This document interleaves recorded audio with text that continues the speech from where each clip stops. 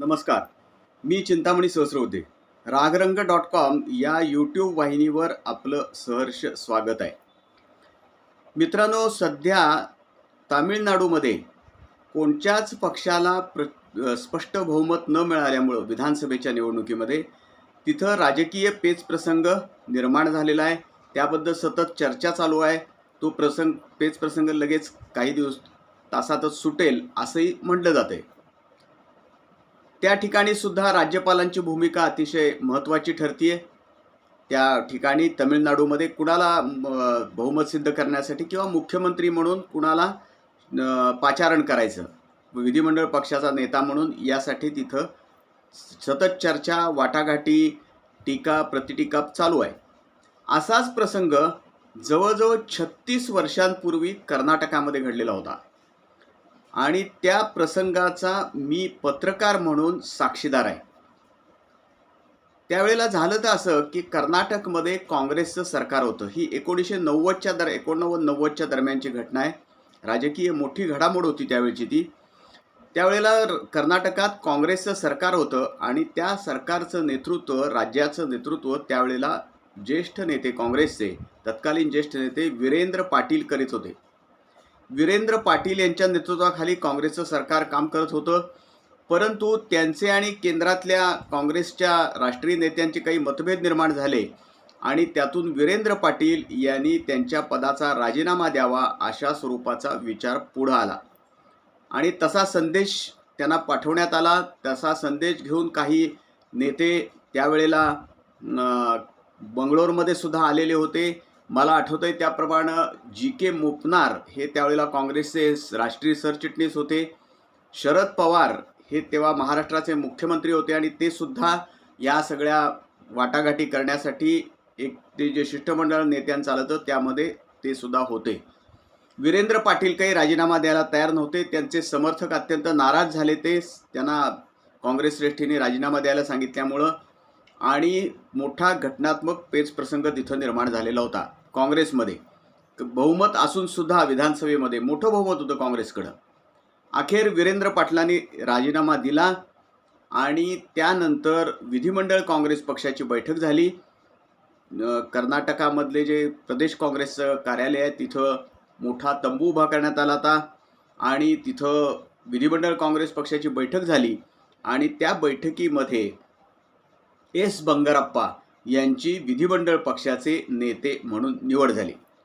आता त्यांची नेते म्हणून निवड झाल्यानंतर त्यावेळचे कर्नाटकचे राज्यपाल हे भानू प्रताप सिंग होते.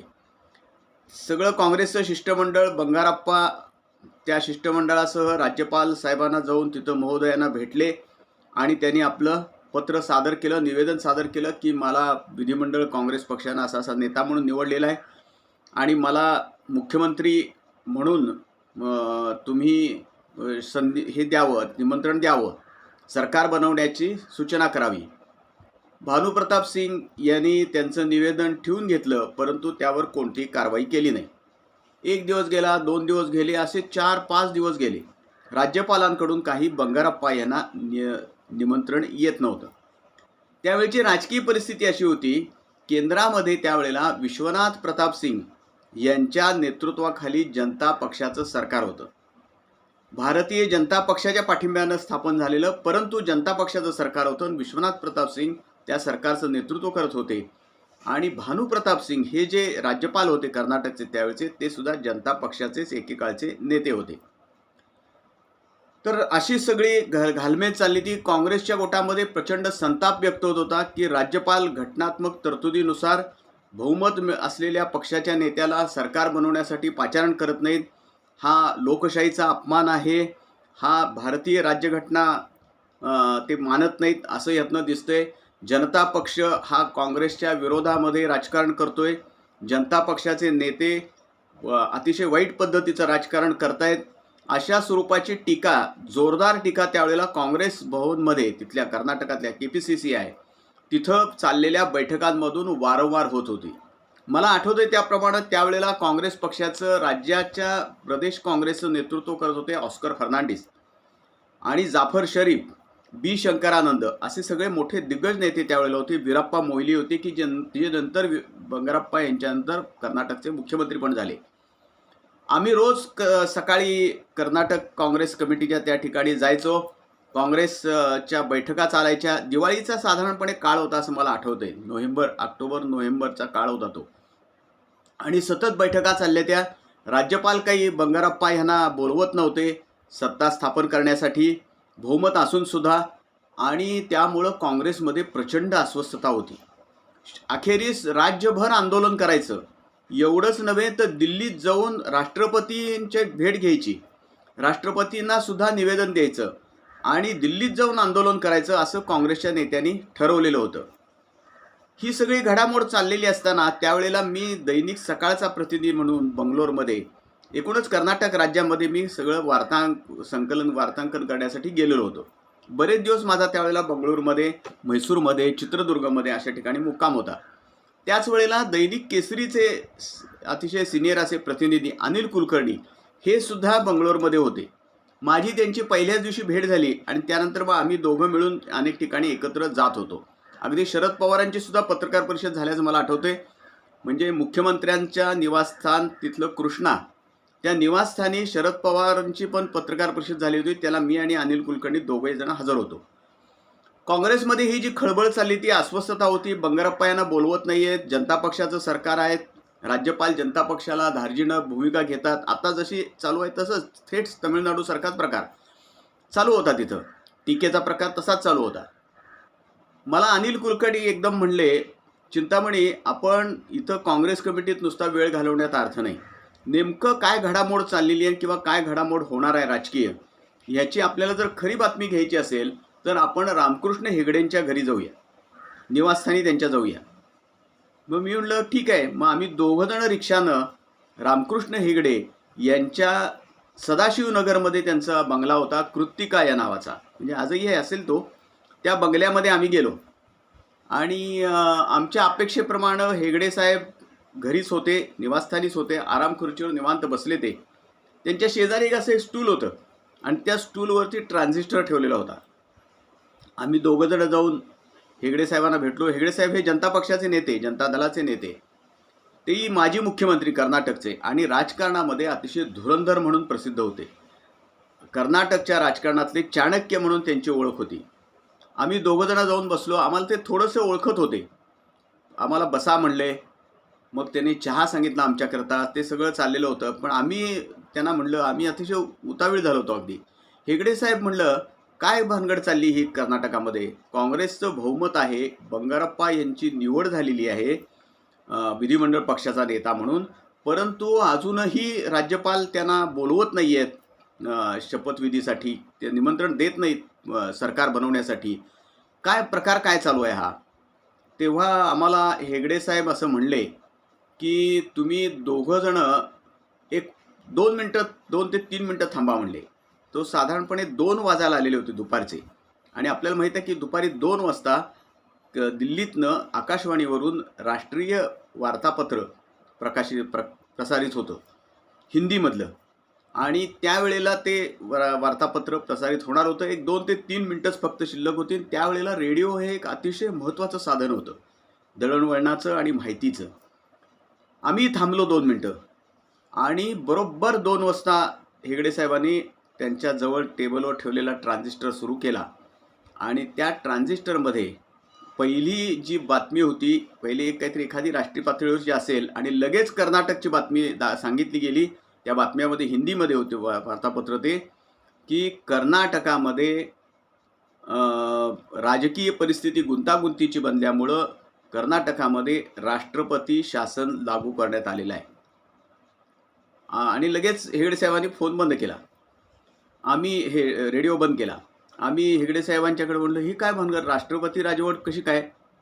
हेगडे साहेब आम्हाला म्हणले, मला अजूनही त्यांचे शब्द त्यावेळेचे आठवतात, 36 वर्षापूर्वीचे त्यांचे शब्द आहेत.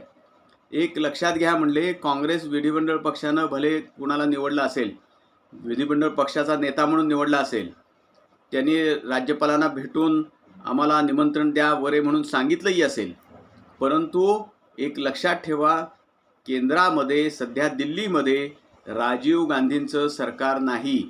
सध्या विश्वनाथ प्रताप सिंग यांचं सरकार आहे आणि विश्वनाथ प्रताप सिंग हे तिथं पंतप्रधान आहेत. एवढंच फक्त हेगडे साहेब आम्हाला बोलले. आणि मग आम्ही तिथून बाहेर पडलो, काँग्रेस कमिटीच्या इथं गेलो. काही लोकांना थोडीफार बातमी कळली ती, पण आम्ही तिथं जाऊन बी शंकरानंद असतील किंवा ऑस्कर फर्नांडिस आणि वीराप्पा मोईली किंवा जाफर शरीफ माजी रेल्वे मंत्री या सगळ्यांना जाऊन भेटलो तिथं. आणि मी आणि अनिल कुलकर्णींनी त्यांना बातमी सांगितली, सविस्तर सांगितली. अहो म्हटलं, कर्नाटकात राष्ट्रपती शासन लागू केले.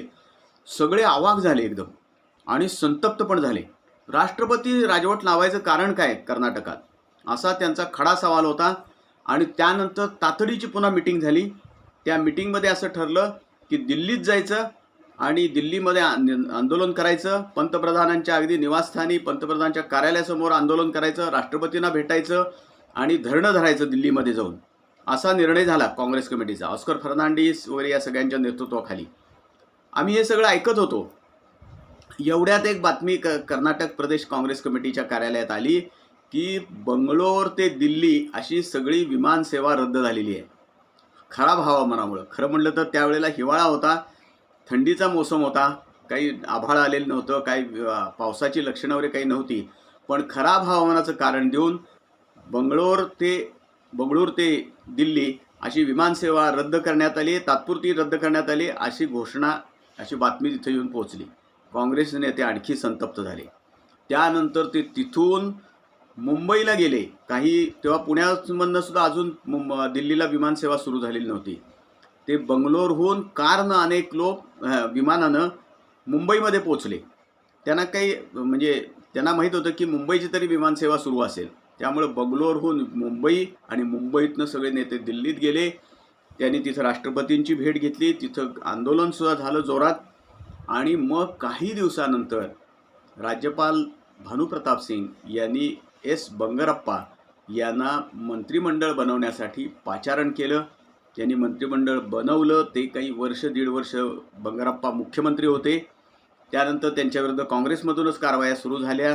काँग्रेसमध्येच असंतोषाला सुरुवात झाली आणि बंगरप्पा यांना बाजूला करून नंतर वीराप्पा मोईली, नंतर जे केंद्रीय कायदेमंत्री झाले, त्यांच्याकडं कर्नाटकचे मुख्यमंत्री म्हणून सूत्र सोपवण्यात आली.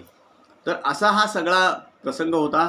36 वर्षापूर्वीची ही घटना आहे. आता तामिळनाडूमधला सगळा पेच प्रसंग बघितल्यानंतर बहुमत कुठल्याच पक्षाला नाही अशा अवस्थेमध्ये जो पेच प्रसंग निर्माण झालेला आहे तो पाहिल्यानंतर काँग्रेस पक्षाकडं बहुमत असतानाचा सुद्धा प्रसंग मी आणि अनिल कुलकर्णी या दोघांनी प्रत्यक्ष पाहिलेला होता.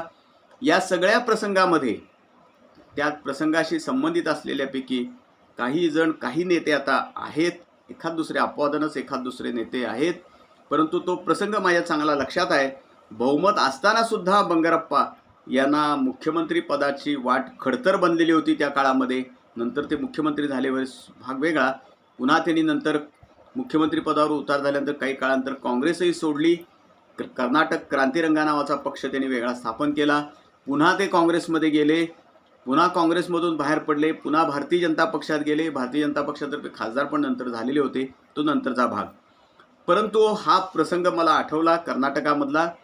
तमिळनाडूचीच त्याच्यापेक्षासुद्धा वेगळी आवृत्ती कर्नाटकामध्ये झालेली होती. आणि मला अजूनही रामकृष्ण हेगडे यांचं वाक्य अजूनही आठवतं आहे की दिल्लीमध्ये आत्ता राजीव गांधींचं सरकार नाही तर विश्वनाथ प्रताप सिंग यांचं सरकार आहे, हे लक्षात ठेवा. धन्यवाद. आमचं हे रागरंग.com ही यूट्यूब वाहिनी आपण लाईक करा, शेअर करा आणि सबस्क्राईब करा.